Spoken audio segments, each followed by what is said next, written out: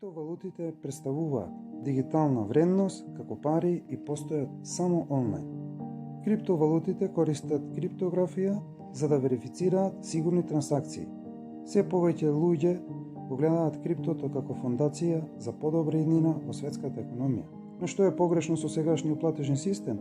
Со неколку зборови кажано, премногу е централизирано, секоја трансакција што ја правиме мора да биде одобрена од посредувач и добива процент.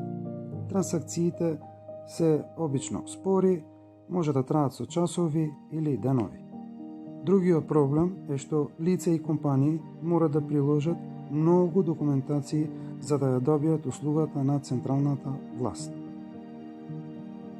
Ако не го користиме централниот извор како информација, како да докажеме дека сме купиле нешто или дека можеме да си дозволиме да го платиме нештото?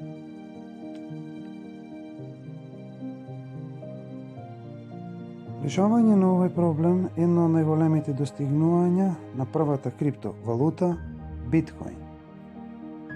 Биткоин користи peer-to-peer платежна мрежа. Одговорноста да биде транспарентна во мрежата е затоа што се јавни за сите корисници. Нема централна управа, нема диспропорција на такси, нема ризик за вашето конто. Биткоин изнајде начин за персоналните трансакции да бидат реалност. Но зошто служат другите криптовалути? Од 2008 голем број на криптовалути се креирани. Многу од нив имаат различни функции, различни блокчейн екосистеми. Инвеститорите ги купуваат и веруваат во нивниот продукт, односно вредноста на криптовалутите дека ќе се зголеми. Многу луѓе го гледаат криптото како алатка што може да им помогне на помалку развиените држави со тоа што сите ќе имаат помалку трошкови на трансакциите, аксес на онлайн банкинг, да помогнат во борба инфлацијата и во борба против корупцијата. Времето ќе покаже дали драстично ќе го сменат светот, но едно е сигурно, блокчейн технологијата на која криптовалутите се базирани ќе остане во иднината.